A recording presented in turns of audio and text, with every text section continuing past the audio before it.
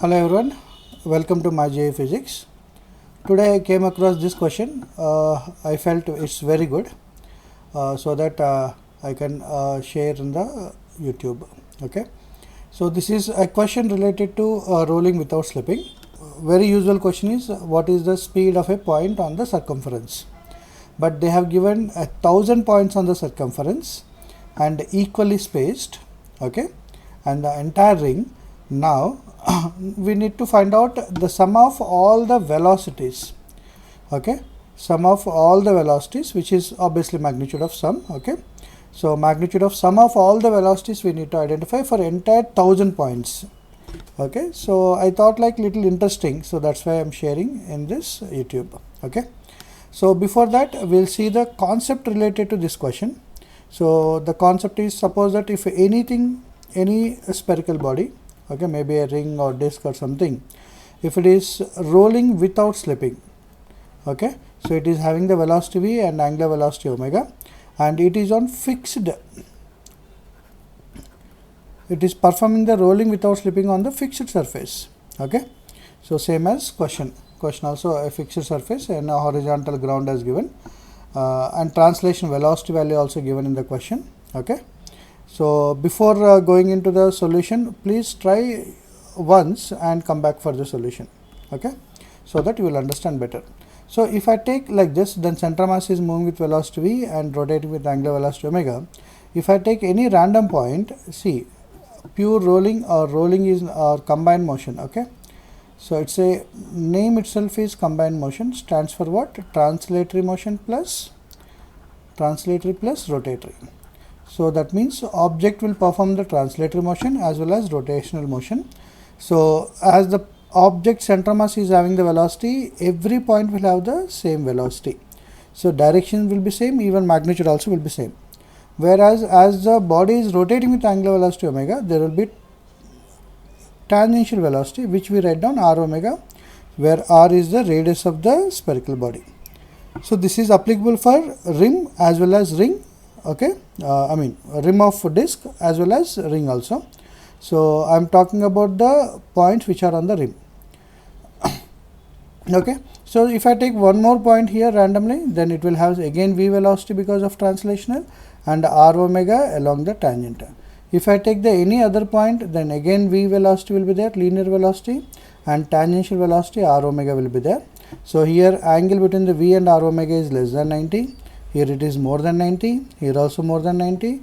If I take somewhere here, then it will have the v forward and r omega is in tangential direction. Here also angle between both the velocities less than 90. Okay, so from this what is the conclusion? The conclusion is every point will have the v bar vector. This is same for every point, but r omega vector is not same for all the points. Okay, not same for all points. Then if I take some point, okay, if I take first point, let us say first point, what is the velocity of the first point? I can write down. See, randomly you can take any point as the first point. Let us take this is the first and this is the second, this is the third. See, all are equally spaced and so on, like that they considered in the question 1,000 points. Okay, so then what is the velocity of the first point? I can write down v bar, which is linear velocity, plus r omega bar, which is tangential velocity. Okay, na?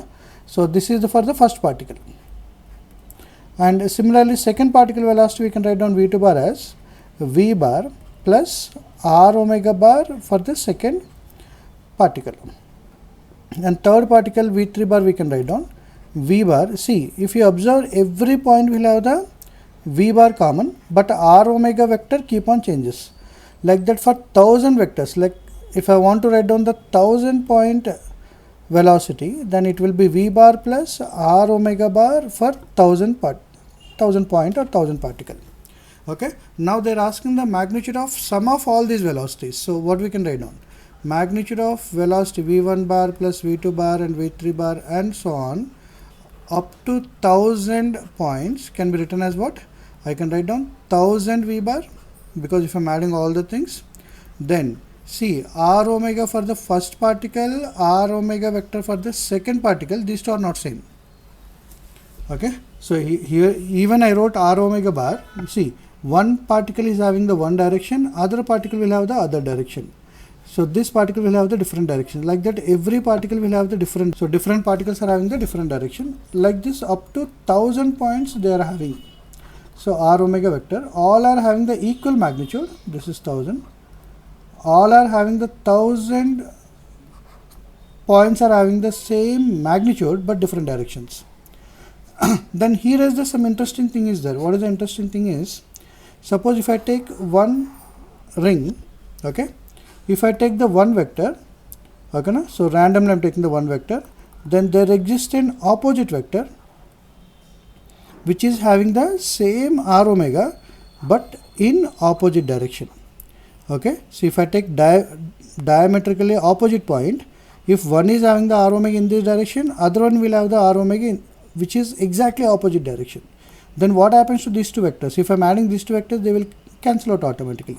Similarly, if I am taking the topmost point r omega in forward direction, bottommost point will have the r omega in backward direction. Again, these two also will cancel out. So if I take any 2 points diametrically opposite points, they will have equal magnitude but opposite in direction. So then what happens to this r omega addition will become 0. That means this entire addition will become 0. Hope you understood. See, one particle tangential velocity will be cancelled out with opposite particle tangential velocity. So all r omegas will cancel out. So resultant is simply 1000 into v bar magnitude, which is 1000 into, we have v bar magnitude as given 5 meter per second. So I'll get into 5. So you will get finally the magnitude of all velocity vectors, okay, will give you what? 5000 meter per second. So hope you understood. So this is not a tough question, but this is purely understanding of a concept. So that's why I picked this question. So please stick to the channel for more number of questions and try to post the questions which are very much close to JEE Advanced and as well as JEE Mains also. Okay, thank you very much. See you in the next video.